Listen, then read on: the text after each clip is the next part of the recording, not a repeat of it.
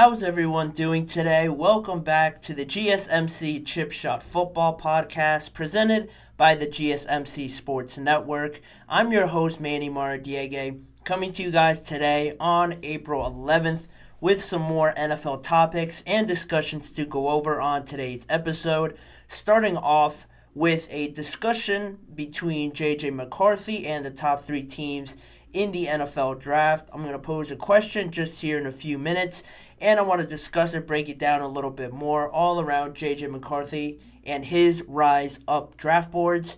Then, later in the show, we're going to talk about the 9 total players that were franchise tagged and how basically almost all of them have been signed to larger deals, extended deals, why that is, who has been signed, who is left on that list. We're going to talk about all of it later on in the show. Then, towards the end, Caleb Williams, the projected number 1 overall pick, has responded to a former NFL player and his critics towards Caleb Williams on him not facing that much adversity and how that raises concerns for him and other teams as well projected to draft him, mainly the Bears. All of that is coming up on today's show. Please remember to like, follow, and subscribe to the GSMC Chip Shot Football Podcast. Before I jump into the first segment, I want to remind you guys, as I always do, if you're listening live to this episode, use the tip and donations link if you have any questions or comments that you want to make on any of the segments today. Using the link gsmcpodcast.net, make sure that I can see your question pop up in my chat box. I can read it out loud on air. Then maybe carry the conversation elsewhere. Make it more engaging. It's a lot of fun that way, in my opinion. And it's also a big help for the network as well. So if you're able to do that with any of your questions, it's greatly appreciated. Again, the tip and donations link is gsmcpodcast.net. Saying that, the first segment I want to get into is that discussion I mentioned around drafting JJ McCarthy too early compared to maybe trading out of the top 3. This discussion mainly revolving around the Commanders and the New England Patriots because the co-host Michael Holley of Boston Sports Tonight spoke back on Monday about JJ McCarthy and being a really good chance that he is drafted by the New England Patriots. Holley on the show said, "I'm hearing more and more chatter that JJ McCarthy is high, if not first, on the boards of the Washington Commanders and the New England Patriots. He may be QB1 for both of these teams." On top of that, you have Tony Pauline and ESPN's Matt Miller also reporting similar things that they're hearing from their sources, pushing Drake May further down a little bit if you anticipate Jaden Daniels still being highly graded or graded above Drake May and JJ McCarthy. If JJ goes above those two, you would have to think JJ, or I should say Jaden goes after JJ if McCarthy is projected to go so high. I don't think many people have Drake May being drafted over Jaden Daniels. To have May and JJ go above Jaden Daniels, I think would raise a lot of questions. So that's where it stands right now. And it got me thinking because I've talked about JJ, I've talked about Drake May recently, just yesterday, and it made me think of this scenario, right? Is it riskier, if you have an opinion as well, leave it in the comments or in the chat box, is it riskier to draft JJ McCarthy higher than people have him projected as a number 2 pick above Drake May? Is it riskier to draft him higher, or is it riskier for the Patriots or the Commanders to just completely trade out of that number 3 or out of that top 3 in the draft and just live with what you got at quarterback, a bridge quarterback, and save it till next year to draft another high-caliber quarterback?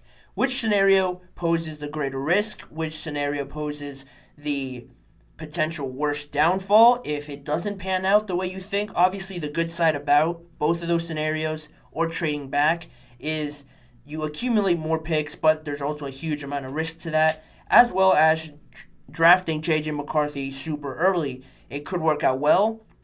Really well, you look like a genius, right? If he turns out to be the best quarterback in this draft, or it turns out really, really bad if you draft the wrong guy, and then that sets you back even further. Look at the Steelers with Kenny Pickett, even the number one overall team selecting the Chicago Bears, how long they've been in a just constant cycle of finding their quarterback, then finding a coach, firing their GM, fixing everything in their organization.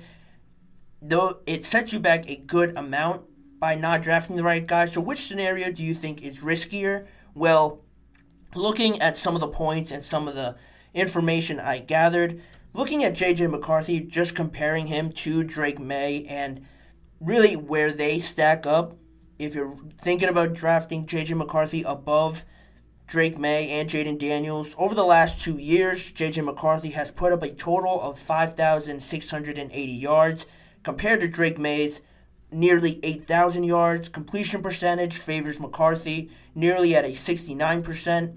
Drake May is at about a 65%. McCarthy over the last 2 years has thrown 44 touchdowns and 9 interceptions compared to Drake May's 62 touchdowns and 16 interceptions. And the record, very, very favorable towards J.J. McCarthy. 27 wins in the last 2 years, 1 loss over the last 2 years, 15-0 this past season. They won the national championship, very successful. Compared to Drake May, 17-9.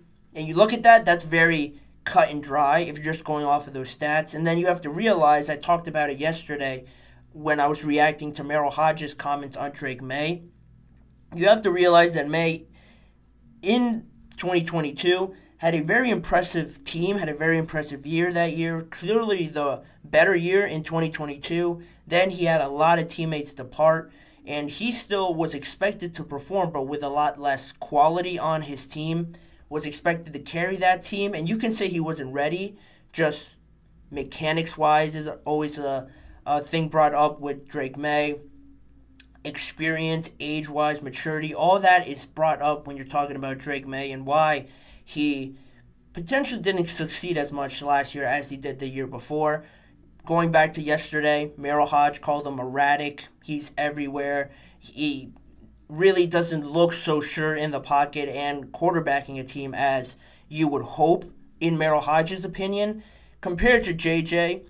But then again, you look at JJ's team, he doesn't have to do as much probably as Drake May because his team was fully stacked. You have Jim Harbaugh coaching that team, his experience developing quarterbacks, early success in the programs that he takes over, the teams that he takes over.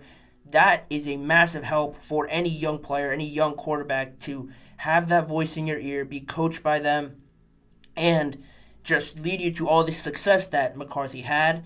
Recency bias, again, is always a big thing with these players. You have one coming off the national championship and one that had an up and down season.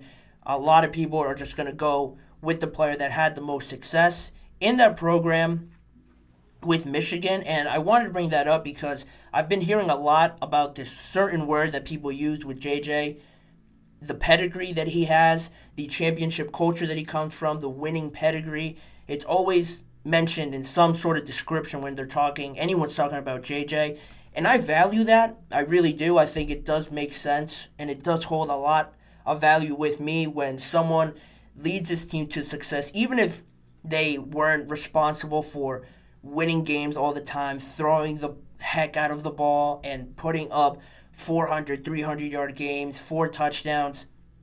Still, winning is ultimately what gets you fired and hired in the NFL. And if someone is coming off of that, I think it holds more value with me.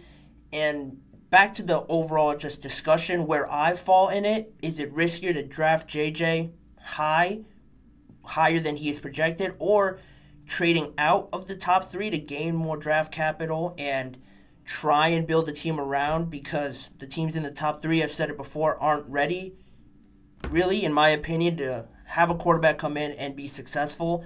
I don't see it that way. Where I fall in the discussion, I would probably say it's riskier. There's a lot more risk in drafting JJ high because there's a lot worse that could happen with that scenario than trading out of the top 3, in my opinion.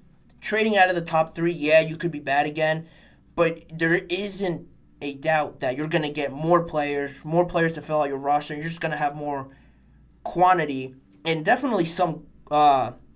You're going to have more quantity, and some quality as well because you're going to accumulate probably multiple second or first round picks. You're not going to get the highly touted quarterback that you desperately want, but I think you still get some good with trading out of the top three compared to drafting JJ too high. And if he doesn't work out, you've given up a lot and you really didn't get much back with JJ. So that's where I fall in line with this discussion, picking a side after putting out all those facts and all this information.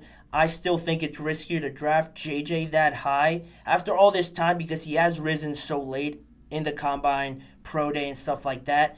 If he had this sort of attention throughout the year, Michigan was winning and everyone was projecting him to be top 2, maybe top 3, then I would push back a little bit or hold off a little. But because he was projected below May, Daniels, and Caleb all year, and then now people want to push him up there, I still have my doubts about that. So I think that carries a bigger risk with drafting JJ higher.